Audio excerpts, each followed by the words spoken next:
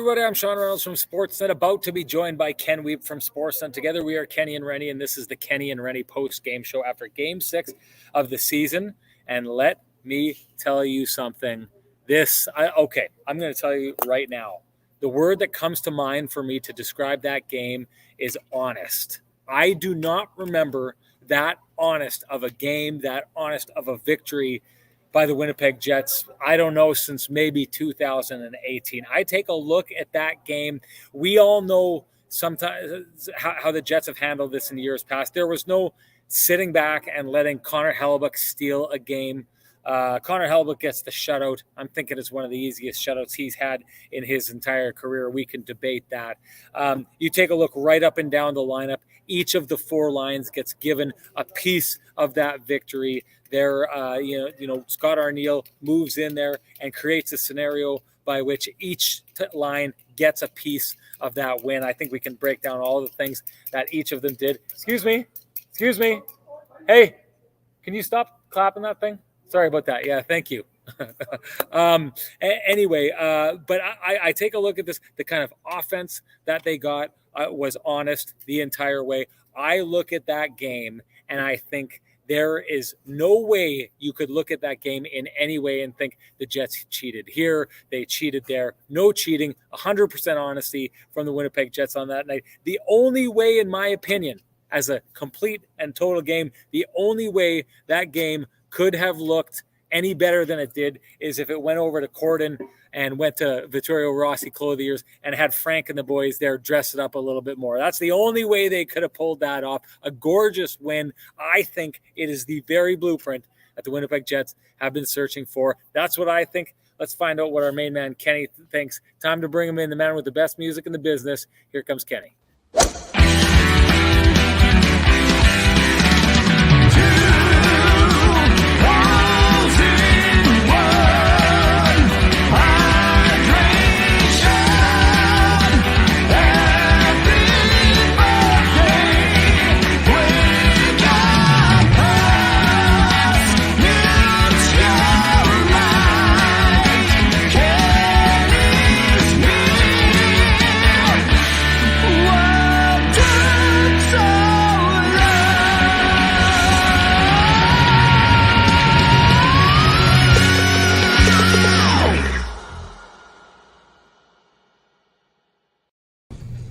Kenny, my friend, great to see you. It's a heck of a game, I thought. But before, listen, I just want to say, talking earlier about the boys of Vittorio Rossi, just a reminder, if you want to look good, that's the place you got to go. Check it out, Frank and the boys of Vittorio Rossi Clothiers. Make sure if you head down there, tell them Kenny and Renny sent you. But I got to say something. I haven't been given my all on this podcast for the first 5 games of the year, Ken. I can do better. I know I can do better. I've been being asked for something and I haven't given it. And you can always give more on the podcast. And I know there's been some people asking for it, especially Ish your boy Bruce. So before we take off, it's time to make this a headband version of the Kenny and Renny show. The first one of the year. Let's kick it. Before the buffet, what's happening here? I'm cutting off the Send down security. Send down security.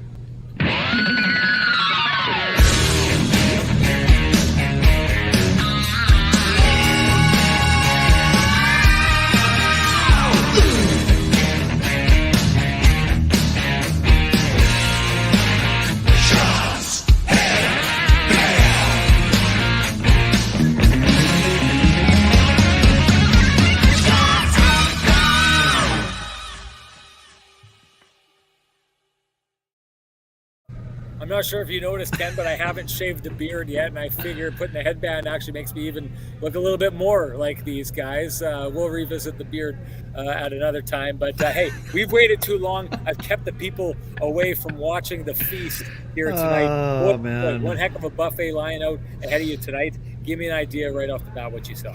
Well, I appreciate you're already trying to get security down there. I'm going to send Perry down to take care of the person with the clapper. It's beautiful stuff right there.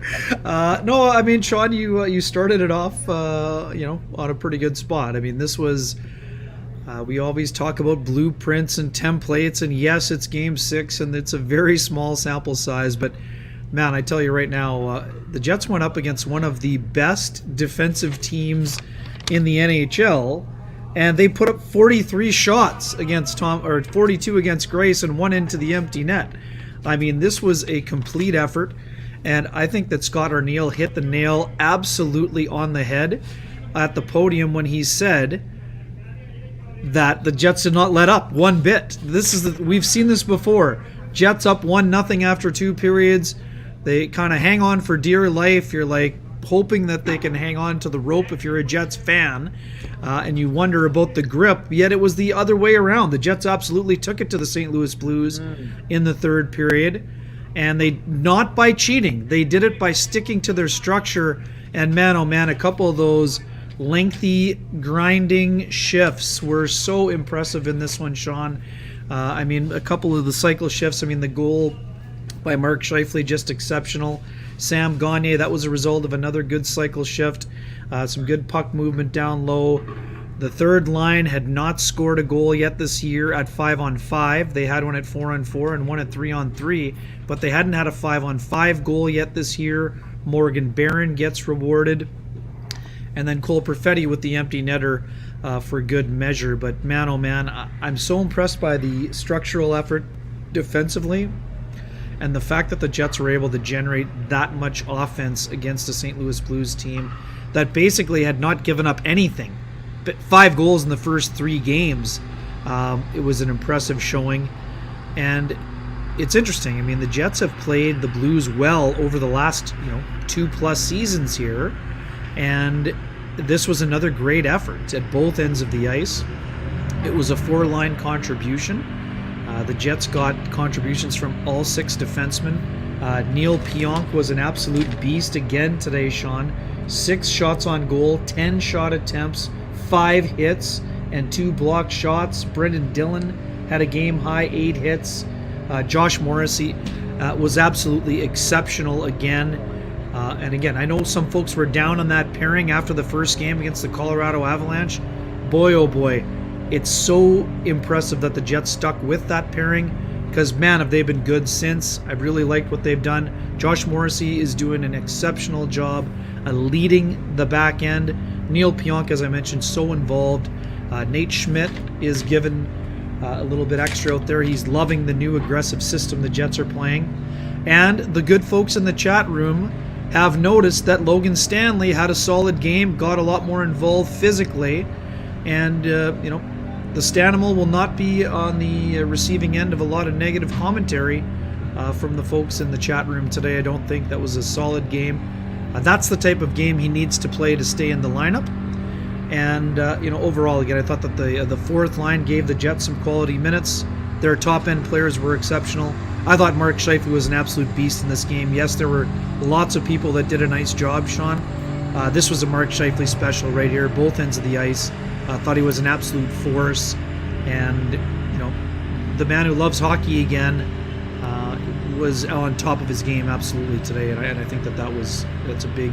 And also Connor Hellebuyck. I mean, not as busy as Thomas Greiss, obviously, but Hellebuyck stood tall early, and then I wouldn't say he had to coast the rest of the way, but I thought he was exceptional in the first period, and then the team made it a little bit easier on him the rest of the way, and he just was an absolute rock back there. Heart and soul is what Mark Scheifele referred to him as, and again, that's the template of how the Jets need to play, and Connor Hellebuyck feeling very good, no surprise there. We expected him to have a big start to the year, and he's done exactly that. Now that was a trip to the buffet. You got a lot in there. We're going to revisit a lot of it. But first off, I'm getting a lot of flack. Your positive Renny scares me too. Well, so I didn't realize that I was that much of a downer. This is what I will say. People, if you're wondering why I'm happy, I wouldn't say it's a happy thing. One of the things, though, I think I've done a lot in years past is I've pointed out, victories that the Jets have had that I thought were terrible victories, victories that they cheated, victories that they didn't put an honest effort into the game but pulled things out, victories where they hung their goaltender out to dry, but they've got one of the best goalies in the world and they end up winning that game, and they come around afterwards and they talk so proudly about it. This is exactly what I have been looking for from this team since we started this show, since we started Kenny and Renny. This is the kind of effort that I've been looking for from the Winnipeg Jets. Now, listen, the most interesting part about this is you played that kind of game the way the Jets did tonight, and you can win on any night, whether your top end guys are going, whether you're getting much in the way of offense at all. Playing a game like that gives you the opportunity to win almost any game. And the beauty of this is the Jets, I don't think, have really even got their offense going yet. So you want to know why I'm happy? Well, this is why I'm happy. This is a winning formula, okay? All those years where the Jets would be down 3-1 and they'd come back and they'd score 2 goals in the last 2 minutes of the game and steal a victory out, pat themselves on the back. That doesn't work in the playoffs. And that's why the Jets haven't been getting anywhere in the playoffs. That's one of the reasons they found themselves out of the playoffs last year. The Jets, in my mind, and we showed this last on Wednesday Night Hockey in our show opening, the Jets peaked in 2018 and got worse and worse and worse and worse every year. And this is what I was talking about. So a lot of times I think we do this show and people would be celebrating the exciting comeback because it's fun. It's fun to have a team that is capable of being down 3-1 or 4-1 like they were against the Edmonton Oilers and get outplayed for the majority of the game and turn it on and go out and beat a team, come back in dramatic fashion. It's fun to watch that.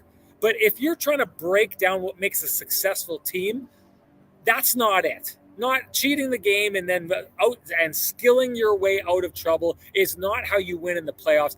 What we see here tonight, that's how you win in the playoffs. And you want to know why I'm happy? It's because I'm jazzed. I'm jazzed to talk in this podcast about a style of game that the Winnipeg Jets showed me, I believe, for the first time in a long time, that they are capable of playing. This to me is we've always had the buffet, Ken. This is a buffet table with 2 buffet tables coming off that table and another one to close the square of giant long buffet tables. I know I'm not doing a good job of explaining this, but let's get into it. Let's talk a little bit more about this. But before we do get into this, I want to hear your lamplighter of the game, and I want to hear why. Yeah, there's a couple great candidates, but to me, it's the Mark Scheifele goal at 10:30 of the second period, because that goal set the tempo for the entire hockey game, Sean. You had excellent puck movement. You had Mason Appleton getting the puck back to Josh Morrissey. Josh Morrissey finding Mark Scheifele in front, and he makes such a highly skilled play look routine. It's an exceptionally difficult play. Morrissey is passing the puck to Scheifele. He scoops it up on his backhand, goes backhand to forehand, and stuffs it in a split second. People think, oh, well, it must have been a tip play. No, that's a play that's a hard pass to Scheifele. He shows incredible skill, great hand-eye, and stuffs it home on Thomas Greiss. But it's everything about that shift, a really incredible cycle shift for the Winnipeg Jets. They did some great work down low. They had the Blues defenders very confused, and it led to a wide-open goal for Mark Scheifele. We've been talking the last 3 prior games, Sean, that the first line has had some looks, but have not been nearly as dominant since Nikolai Ehlers left the lineup. That's natural. But their top guns had to get rolling. Mark Scheifele gets the goal, his team leading 4th of the season. But it was all the effort that led up to the goal, not just the slick hands play in front of the net. To me, that is what made that goal the lamplighter of the game. Nice play. We've had already a lot of people weighing in on their lamplighter of the game. And it's good to see. Hey, while we're doing this, while we're having this conversation, you might as well join in and be giving us your lamplighter. And while we're at it, let's give away another 8-pack. Brady Chalice is the winner. He got a hold of Ken in his Twitter DMs. He hit him up on the old DMs, and it's paying off for Brady Chalice. Brady knows we already sent them that. We got all of our vouchers out to all the people from our first 6 shows. Who have now won Lamplighter 8-packs. And all you got to do is tell us, is that Chunky? Chunky, you're Brady Chalice? There we go. That's perfect. But yeah, all you got to do if you want to be entered for an 8-pack of sweet, delicious Lamplighter Amber Ale, all you got to do is tell us what you thought your best goal of the game was. Doug Thrasky's showing us right here. Merle Peters is showing us right here. You're in, guys. You're signed up for next game for a chance to win that tasty, sweet, delicious Lamplighter Amber Ale. from our friends over at Trans Canada Brewing. Love this logo. It's just a cool little thing. And I know that they've thrown one out there, Ken, that has the KNR logo on it as well. If you haven't been down to their tap room at 11290 Kenniston, go check them out. And I got to say, we had Luke Fox in town after the last game for the Toronto Maple Leafs. Him and I went out for a beer while you were finishing up your work, and I got him one of Trans Canada's blueberry beers. Oh my goodness, he absolutely loved it, was raving about it. So if you haven't checked that out, try that as well. They've got a whole smorgasbord, a buffet, if you will, of different kind of beers to try out. So let's get at it, and let's get at something everyone seems to want to talk about, because I think a lot of people disagree with you on the Lamplighter goal. I agree it was a nice goal. A lot of people choosing Sam Gagner, and I'm just going to go in the direction that people are talking about when it comes to Sam Gagner here. I was thinking this exact thing. People are suggesting Sam Gagner get moved up to that top line instead of Mason Appleton. What do you think of that, Ken? I think that it was a nice clapper from the middle of the circle, but I don't think it was a nicer play than Morrissey to Scheifele. It was a nice play down low and a really good pass by Kyle Connor to get it over to him. But in terms of what I think about, I think that Sam Gagner is well positioned on the Adam Lowry line. I think that Sam Gagner can give you some shifts on the top line. Although Sam is an incredibly smart player, I'm not sure he can sustain the pace required to play on that top line. I would say that would be my only concern. And I just think that Sam is a very good straight line player. He's a very gifted passer. He could help set up Scheifele and Connor for some quality opportunities. I think that he can give you some quality minutes there. I'm just not sure that Sam Gagner at this stage of his career is ready to be playing 20 minutes a night on a top line that plays with as much pace as Mark Scheifele and Kyle Connor do. I think that he can give you some shifts there, and that was one of those blended shifts where it came together. But for me, I thought that Mason Appleton had a solid game as well. And I think that line needs a little bit more of a, not a banger necessarily, but a bit more of a mucker, if you will, in terms of what, getting a little bit more on the, I think that Appleton gets on the forecheck a little bit more than Sam Gagner would as well. I love what Sam Gagner has brought to the table for the Winnipeg Jets. He's already got 3 goals. That leaves him second on the team in scoring. Pretty good for a guy who was signed late in the offseason. He's been an exceptional depth addition. I think that, like I said, I think that he could give you some quality shifts in that spot. I'm just not sure that it was going to be something where over the long term it's the best fit on that line. I think I understand he's maybe a little bit better of a pure passer with those guys, but I think, again, I don't know that there's an optimal lineup right now with Nikolai Ehlers not in it, but I don't think that I also like what he's brought to that third line, and we've seen that quite a bit. And we'll get to Morgan Barron a bit later. But sorry, that's a long-winded way of saying, Sean, I'm okay with it in spurts. I just don't think it's something that I would be, if I'm Scott Arniel or Rick Bowness, I'm not sure that would be the choice over a long stretch of time. That's just my personal opinion. So one of the things that backs up your point would be exactly what you're talking about, the Scheifele goal. It's a really nice play. It's a grinding play that Mason Appleton makes to get the puck off the boards over to Josh Morrissey and to the front of the net. And I understand why you like that. That Scheifele goal is a gorgeous goal because the Grice, the goaltender for the St. Louis Blues, has to commit to the idea that Josh Morrissey's shot is going to be tipped by Mark Scheifele. So he has to freeze. He has to get big. He has to get locked in. And Mark Scheifele, smart hockey player that he is, uses that against him, scoops the puck, corrals it instantly, and turns it into a deke where you've got the goaltender frozen. It's a really nice play. That's the kind of stuff that Mason Appleton does. The one thing that I would argue is there was a couple plays tonight where Mason Appleton got pucks wide open and got some shots. Now, one argument is going to say he got his opportunities. They're going to go in eventually. The other argument would say, and this is one thing that I think gives relevance to the comments being made about Sam Gagner potentially stepping into that line, is I think Sam Gagner is more capable of scoring the kinds of goals that line is capable of scoring. And I just think from what we've seen with him, he's got a nose for the net and knows how to cash in. He probably hasn't had the opportunity to play with as skilled of players in the last number of years of his career as he has here in Winnipeg, especially when he jumps up onto those front lines. But there's a reason he got moved up to play on the power play on that second line. He's shown that he can do that in those opportunities. There's a reason he's, I believe second on this team in scoring right now. Give him a couple more opportunities on that line. I think he could maybe get that line scoring a little bit more. Again, though, if they play the kind of game they played tonight, they don't need more scoring. But you have something you want to say back, Ken, I can tell. Well, no, I'm just saying that who's the first guy on the forecheck? Who's digging the puck out? I mean, Sam. That's not Sam's game. I mean, he's a guy who gets involved, but I just don't know that his pace would allow him to be first, to be the F1 and first in on the forecheck.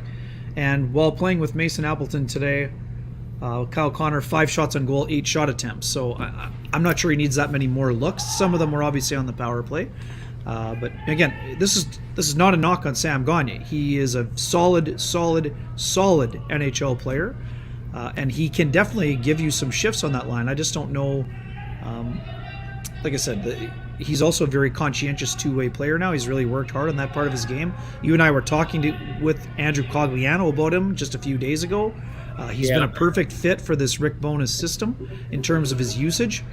I just don't know that automatically giving a guy more minutes in a more offensive role translates into offense, even when you're playing with offensive players in this situation. I think he's better suited to play a complementary scoring game. But I mean, I would also argue that in a perfect world, Mason Appleton is more suited to a complementary scoring type of game also. So I'm okay with that. I just don't know that it's a guarantee that those offensive results would necessarily follow. I think he's in a sweet spot right now in terms of where he is in the lineup. He deserved to be moved up to the third line, and still obviously he's going to get some looks and touches on the second power play.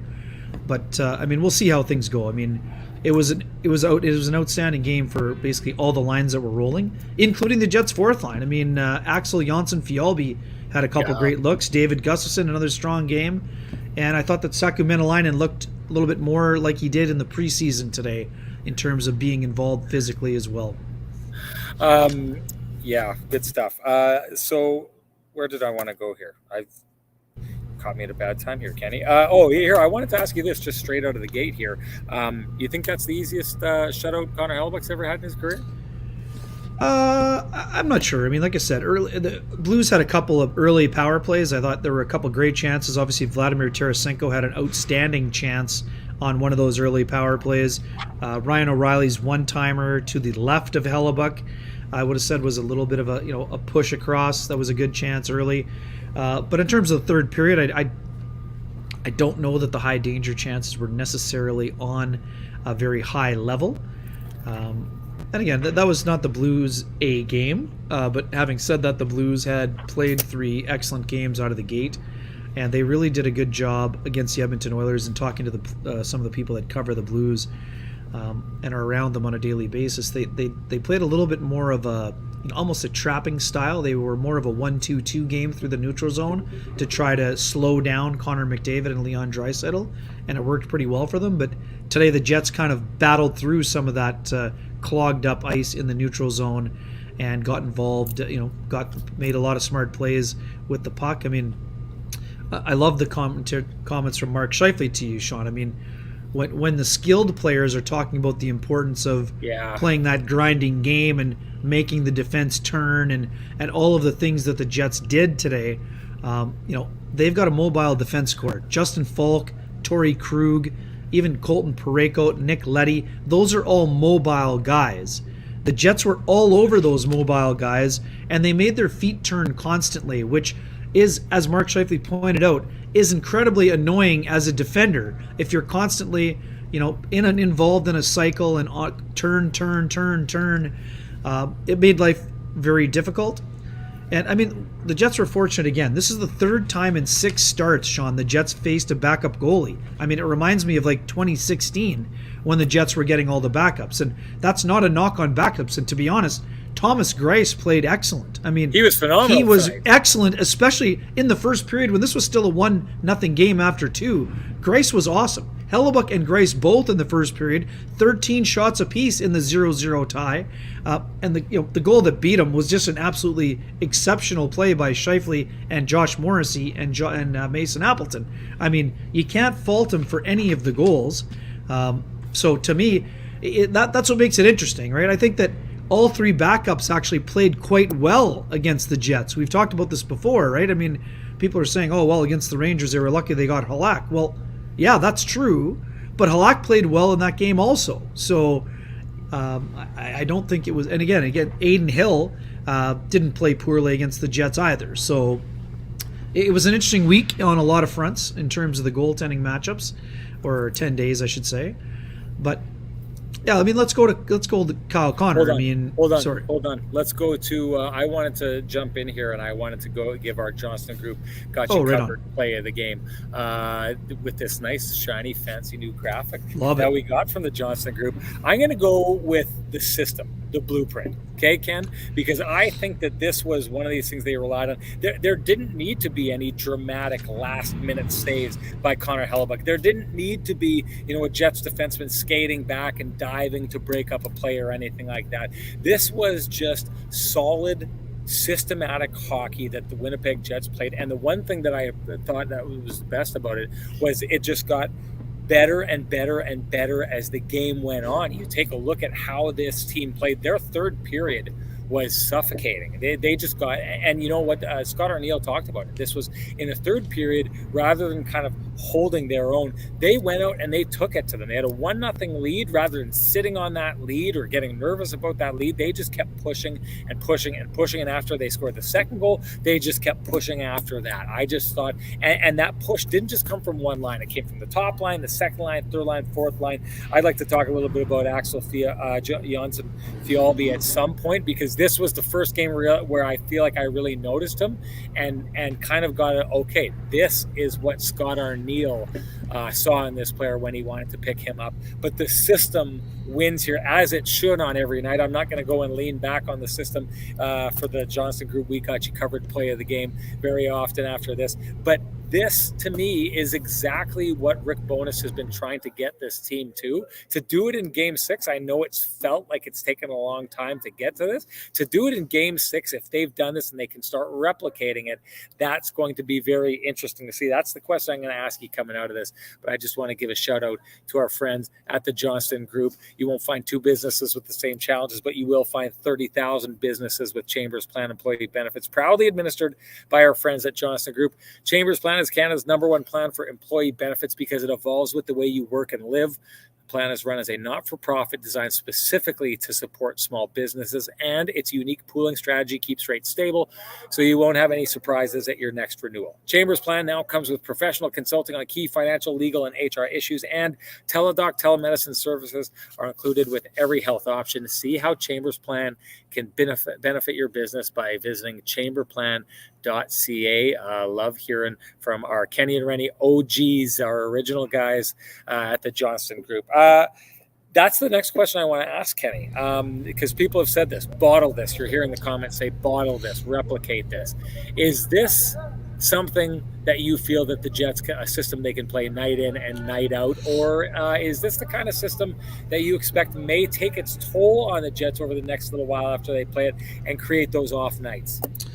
Yeah, I mean, it's interesting. I mean, it's tough to play that way every single game, but I mean, the Blues are a great example of what the importance of having that ability to replicate can do for your hockey team. I mean, we talked about identity, Sean, when we went into the Blues room today. I had an outstanding conversation with Blues captain Ryan O'Reilly, and talking about how that identity was built over the years after Craig Berube was brought in.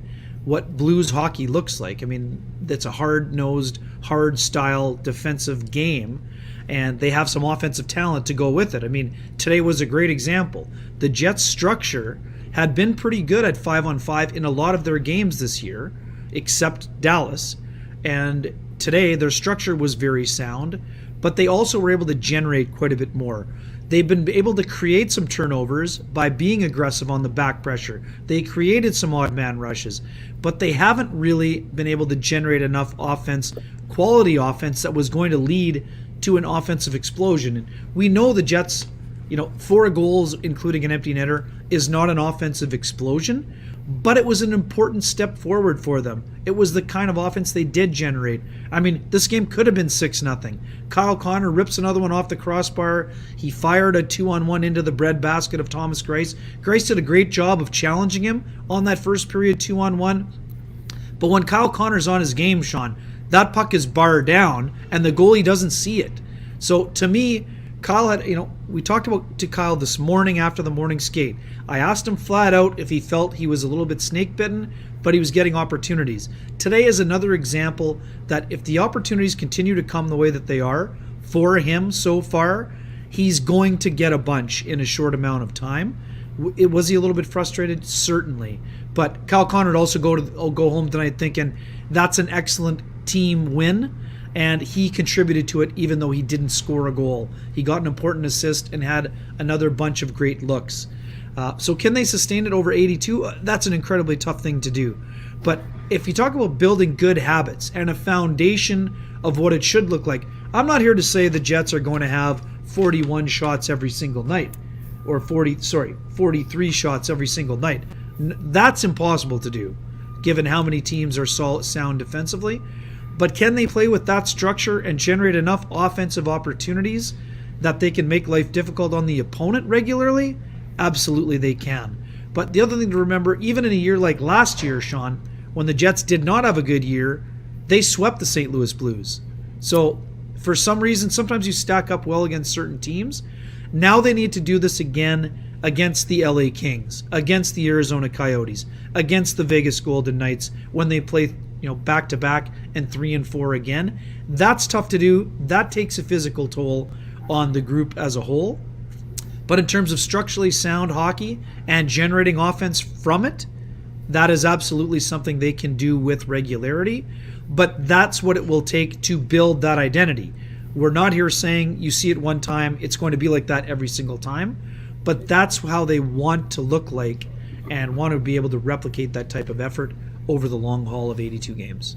I love doing this. I love getting jawed by the audience. One of the people who loves to give it to me is Kenny's water bottle, time and time again.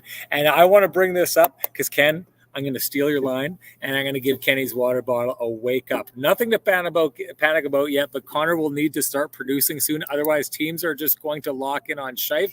Kenny's water bottle, if you think that any NHL coach is going to say, we don't need to worry about number 81 anymore, let's just zero in on Scheif, that is not happening. I am joyful to say, Kenny's water bottle, you need to wake up if you're going to be dropping comments like this in this show. Ken, I also wanted to, I like this comment by Andrea Kohut. She says, seems like the team had a light bulb moment and said, we can do this. This comment that she's making sounds to me like the post-game conversation that we had with Connor Hellebuck, where he'd said, we got out. This was a full 60 minutes. Now we've got this. Now we know. Now we carry forward with this. Is Andrea right here? Is this this game a bit of a light bulb moment? You also talked about Mark Scheifele and how Mark Scheifele, you talked about those comments. I love those comments that he made when he was asked about, when I asked him about that goal that they got, the Gagne goal, where Scheifele gets it on the boards and he's grinding. He's got a guy on him. He grinds it and he gets it down to Josh Morrissey and he grinds it a little bit more. And then he moves it down the boards and he gets it to Kyle Connor and he grinds it along the boards, gets open, sends it out, and Sam Gagne gets it. This is not what we're used to seeing from a lot of these players. Mark Scheifele is a guy who is often, if you think about that goal he scored earlier in the season, I think it was the second game against the Dallas Stars, what he usually likes to do is to pop away and find quiet ice, not hard ice, to score those goals. Tonight, we saw a recognition from the Winnipeg Jets that it was going to be a hard, grinded out game, and they would have to grind it out if they wanted to win. And I loved Mark Scheifele's response and him saying, no one likes to play against that grounded out style. He wasn't talking about them playing the St. Louis Blues. He was talking about putting that hard grinding style on the St. Louis Blues and having them tap out, having them lose the battle of attrition. I love that idea. And I love Andrea's comment here. Do you think the success that they gained from that, the success or the realization that a 60-minute game put them in a position to shut out the last remaining undefeated team in the NHL by a 4-0 score. Do you think maybe tonight serves as a bit of a light bulb moment for the Winnipeg Jets? I think it'll certainly help the cause on a lot of fronts, right? I mean, because, like I said, I think we've seen examples of the Jets playing pretty structured hockey, and their structure has been very sound at 5-on-5. I would say probably in 3.5 of the or four, almost 4 of the 6 games. But for the most part, some of the special teams had been letting them down a little bit. Will it be a light bulb moment? That remains to be seen. I mean, if they do it again 2 out of 3 more times this week, then yes, we can call it that. I think it's definitely has the potential to be a light bulb moment, Andrea. And I think you're on to something. But to me, I think it all comes down to what you're able to generate from what we've been talking about the whole time. Yes, they were better defensively, but it seemed to be coming at the expense of their offensive game. So, Rick Bowness said to us this morning that he thought the offensive opportunities were there, but the finish wasn't there. So today the finish was there along with the opportunities, but I felt like they generated more as a whole while also playing, very solid and sound defensive hockey. So I need to see it a few more times, but I do think it has the potential to be a light bulb moment. I mean, this is what you need, right? You need success. You need to see that the system that is taxing, that is hard to play, you need to see why it works. And also, I'll say this. There was a period in one of the previous games, I think it was the first period of the last game against the Leafs. I looked and it felt like I was watching the Dallas Stars from last season. Again, I'll go over this again. I talked about it a little bit. I think I talked about it on the last show. But when the Jets last year were trying to make the playoffs, I knew the only way they were going to make it was if they got ahead of the Dallas Stars. So I started watching a lot of Dallas Stars hockey. And you could see the kind of game that they played was just like what we saw in the first period against the Toronto Maple Leafs, except the Jets, to me, seemed to be inconsistent after that, didn't come out very well in the second period, didn't push back very much in the third period. Tonight, we saw them carry that all the way through. Tonight, to me, looked like what I saw from the Dallas Stars last year, which means that they're getting to Rick Bowness's system.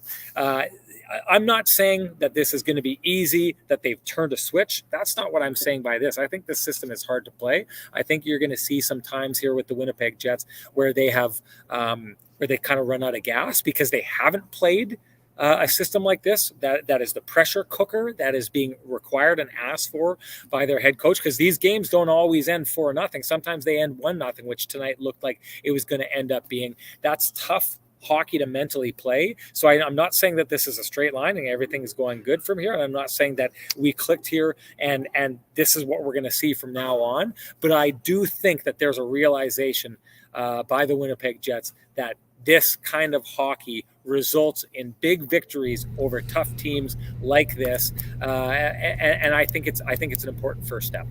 Yeah, and to me, the season begins for the Winnipeg Jets tonight. Sure, and I would say the biggest thing in terms of, but going back to Andrea's comment, the light bulb moment came in the Jets getting to the inside ice, right? That's what Scott O'Neill was talking about after the game.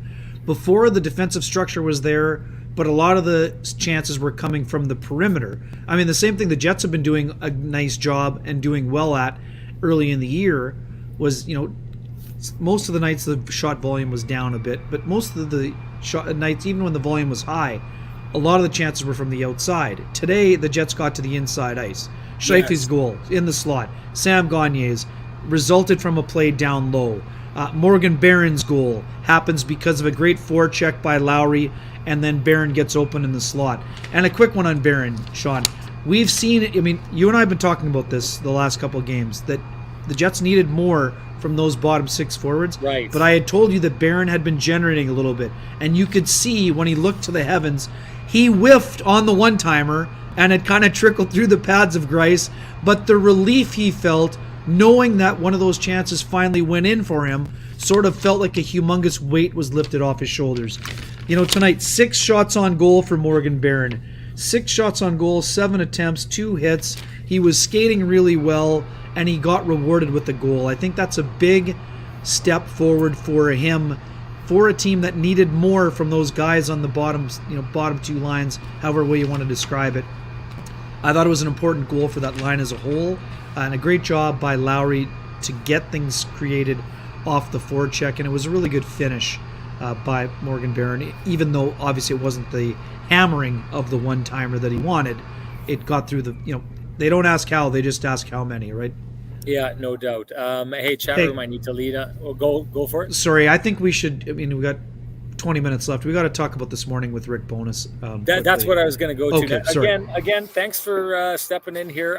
Sorry, I just need the chat room to help out here. Tishu, you can do it, or someone else. I don't understand these backup comments that Tishu keeps making over and over again. I don't know what he's talking about. If someone can explain it to me, that would be helpful, because either this joke is not landing with me or it's not landing with anybody.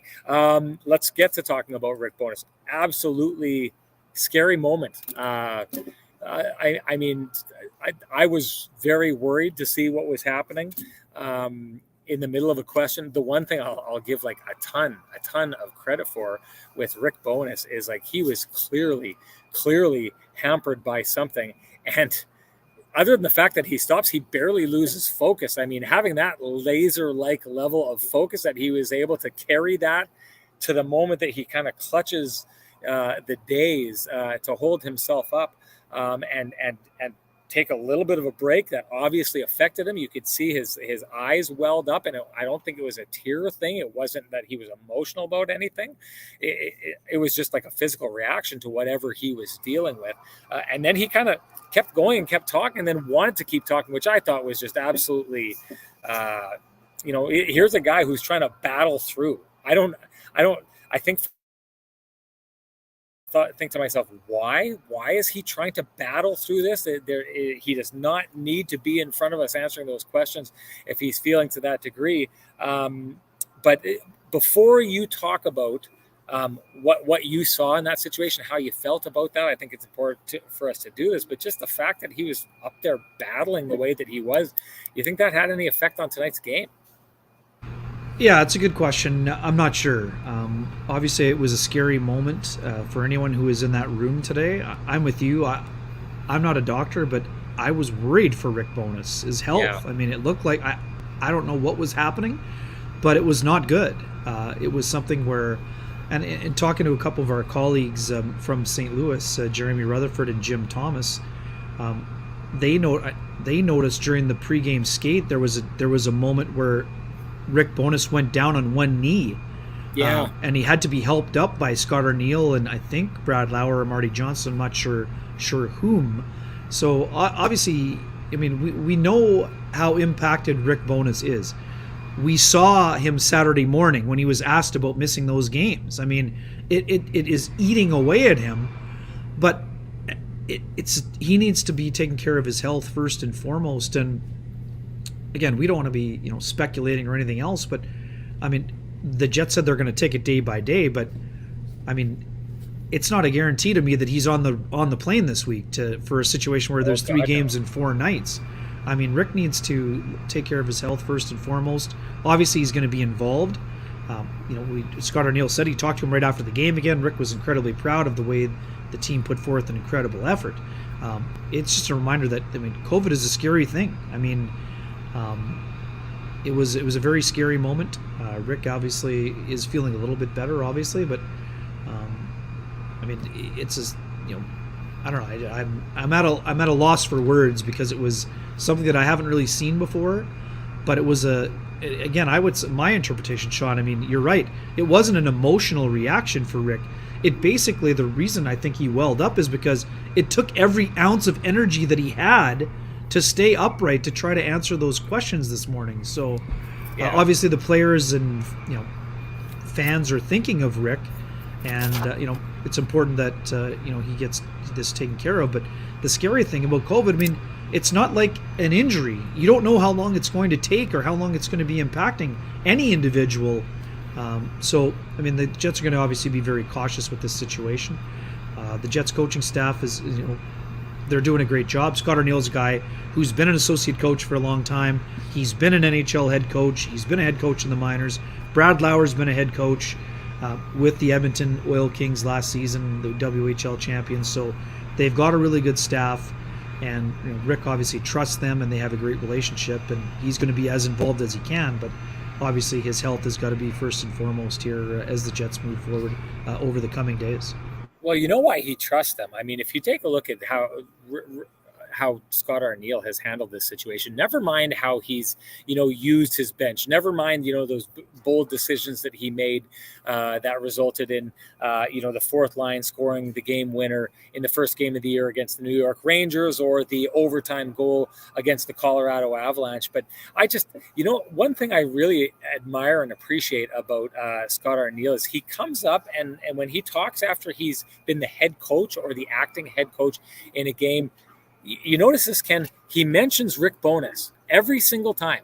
Actually, I just got off the phone with him. He mentions conversations. One line that I really, really liked from him tonight, because you could hear the admiration in Scott Arniel's voice about Rick Bowness when he was talking about the idea that, because I'd asked about the lines and I'd said these 4 lines tonight from what you saw from, how we saw the goal scored by the first line, the push that we got from the second line and the empty net goal from the second line, the fourth line, to your point about how they were just buzzsaws out there tonight, and the third line that goes out and gets a goal. I'd asked, is this basically an example of each of these 4 lines playing to the identity you want them to play to? And that's when he brought out, a Rick Bowness-ism, in that Rick Bowness has been saying to this team, he wants every line to look the same. Such an interesting comment, and I loved how Scott Arniel brought that out and then gave his explanation of what he thinks Rick Bowness is asking out of that.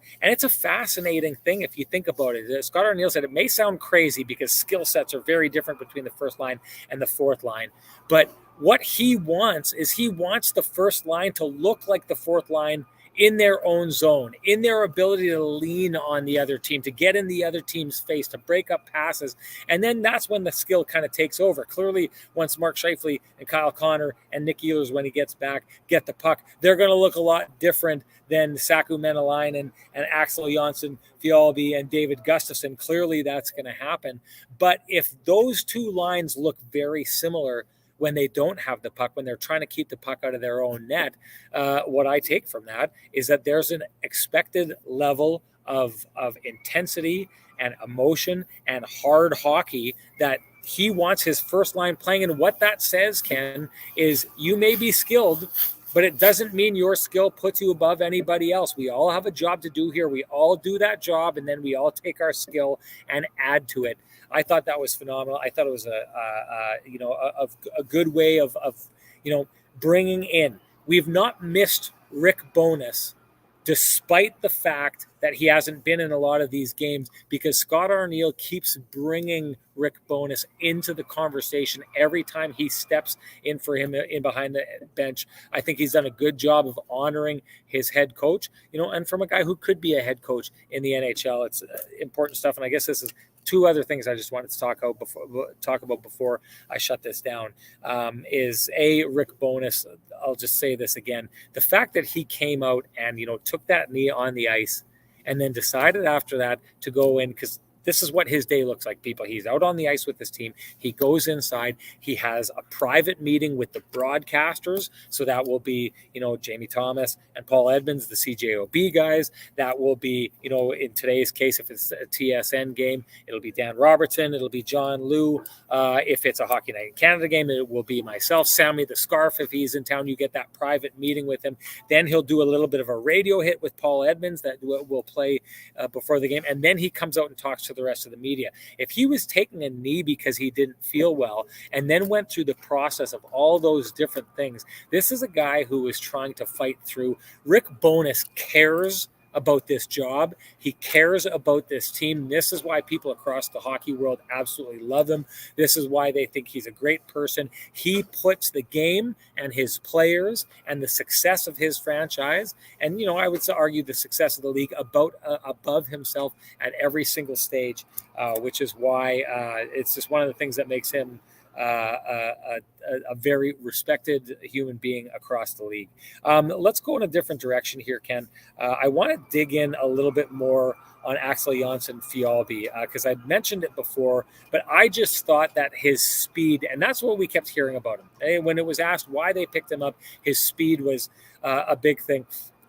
If you're a player who skates really fast to nowhere, your speed is useless. And I'm not saying he was skating to nowhere, but I do think that before this with the Winnipeg Jets, I wasn't seeing Axel Jonsson Fjallby get to where he was trying to go with that speed. Tonight, he seemed to consistently be getting to where he was trying to go.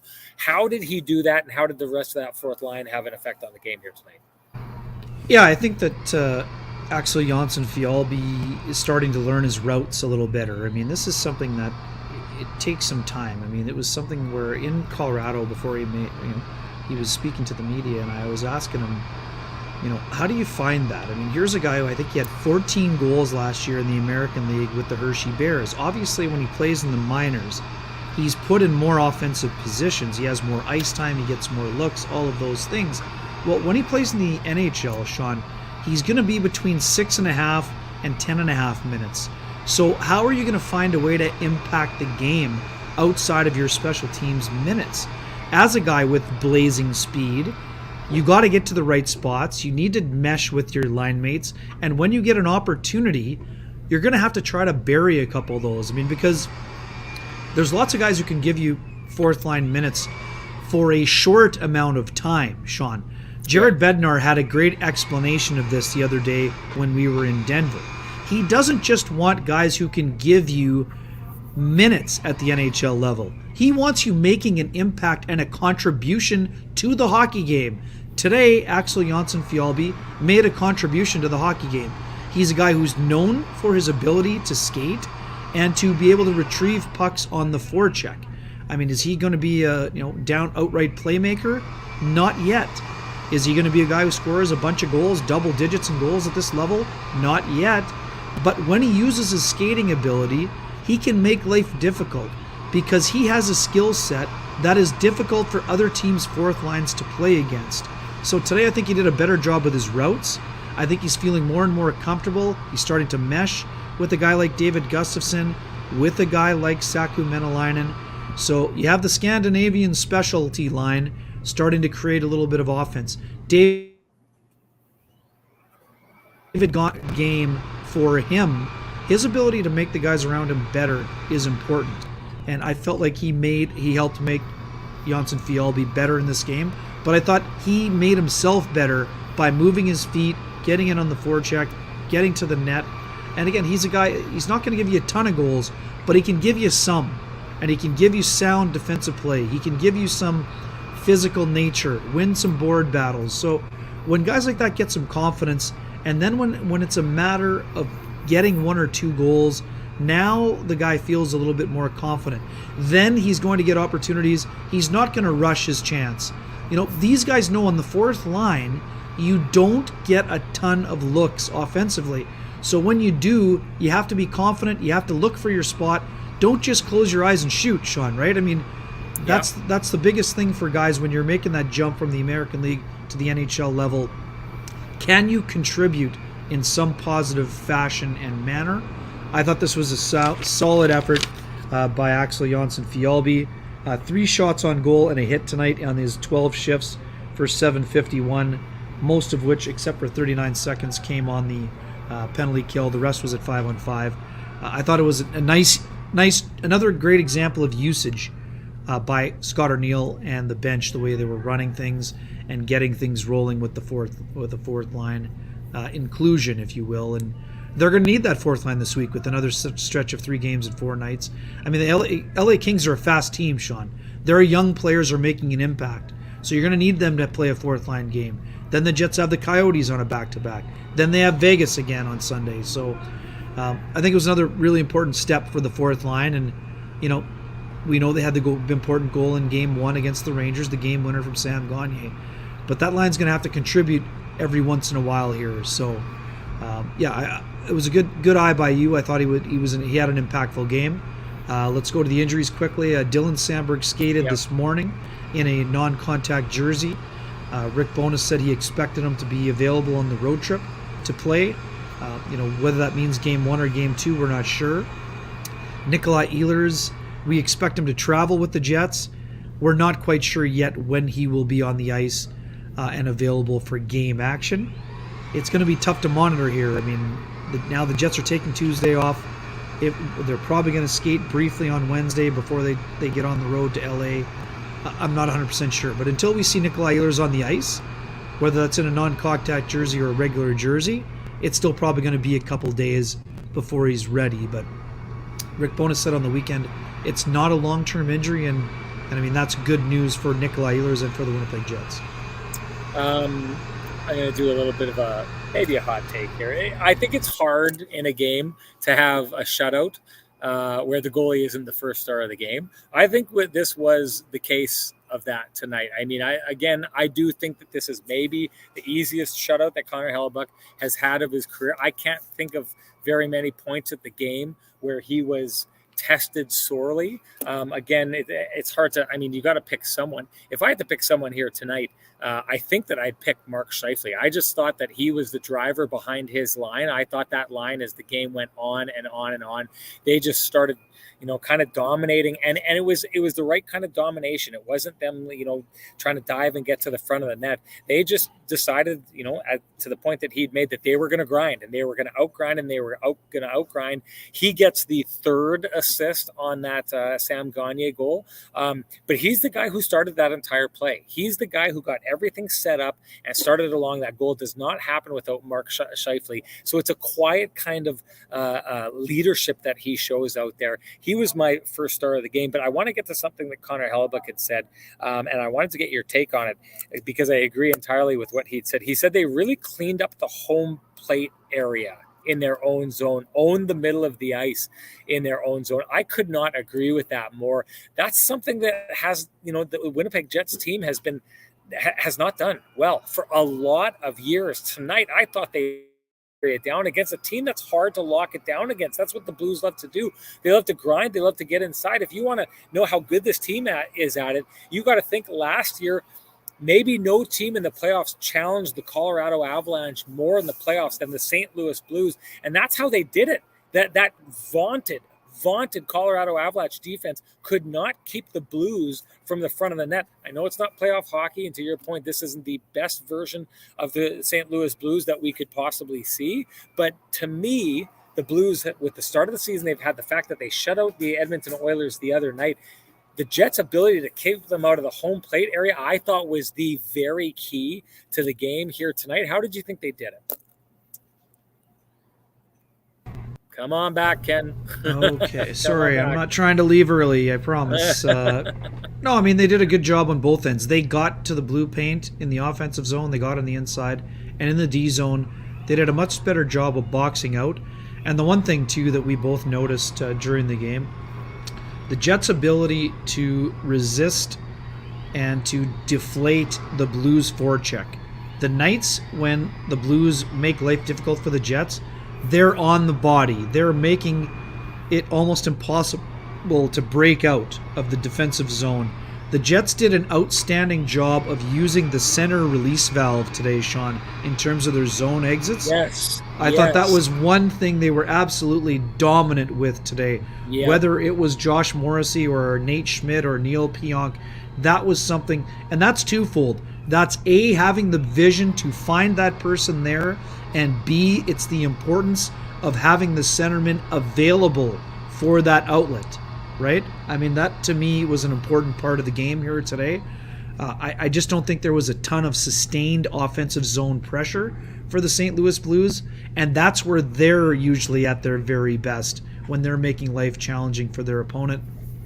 Jets did a great job of neutralizing the speed of a guy like Jordan Kyrou. He's a guy that, when the Blues are rolling, he's usually flying around out there. But the Jets did an excellent job on that front. Our friends at Natural Stat Trick had the high danger chances for the game at all situations at 15-10 for the Jets. At even strength, they were 14-9. So, I mean, 10 high danger chances, still a fair amount, but I agree with you. I thought that the Jets didn't give up a ton in this hockey game, and that's something that they need to be saluted for, because that is something that can be incredibly difficult. And the biggest thing for me, Sean, we talked about it earlier when the show began, only 3 high danger chances in that third period. Yes. When normally you see a lot of desperation from teams like the St. Louis Blues.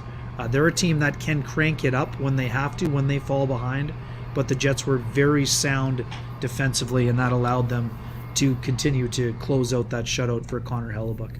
Yeah. All right. Let's shut it down after that. We just hit the hour mark. That's a good way to end it, Ken. I thought that was a really good breakdown, your explanation of the Jets, that release valve right up the middle. The Blues weren't going to give them the boards. The Jets did a good job of taking what they gave them. And I got to say this, I think if they're the biggest issue that the Winnipeg Jets would have needed to try and fix this upcoming season is that home plate area. And again, we saw that taken care of tonight. I got bad news for all those people who were missing out on negative Sean Reynolds here tonight. I only get negative if I think there's a reason to be negative. People think I'm trying to be negative about this. I'm not trying to do that. If I'm seeing something, I'm going to call it like I see it. What I saw here tonight was a team that if they play like this over and over and over again, the Winnipeg Jets are going to be a handful, because we haven't even seen what happens when they get playing this kind of game and then add their skill on top of it. It could be scary for the rest of the teams in the league if we see that. But regardless, that becomes the big question. The one pause I'll give, and a lot of people have been telling us to give this pause, and we should. We need to see if the Winnipeg Jets can replicate this over and over and over again. Is this the aha moment? Is this the light bulb moment? That's the question I leave the audience with. And that's the question that we'll pick up and talk about in their next game as they play the LA Kings. Ken, you're heading down to Phoenix to go watch the Jets play the Arizona Coyotes in their first game at Mullet Arena. I will join you down there. Going to be lots of fun. Other than that, boy, oh boy, chat room absolutely brought it today. And one thing I absolutely loved was, geez, have I got a long list of people who have already given us their lamplighter to the game. It's not too late. If you're listening to this afterwards, you can direct DM Ken at wherever. You can do it on his Twitter account. You can do it on his Instagram account. Same with me. If you have our email, you can do it there. If you just want to at us or give us a shout out on Twitter, do it there. If you want to come here and watch this video on YouTube, you can go and leave it in the comments below. Throw your name in, give us your lamplighter of the night, and we will put you into the draw for a Frosty 8-pack of Lamplighter Amber Ale provided by our friends at Trans-Canada Brewing Company. So make sure you join in on that. You did a great job of it here tonight. Thank you so much, everybody. We appreciate your time, appreciate you chipping in. We will talk to you after the game against the Los Angeles Kings.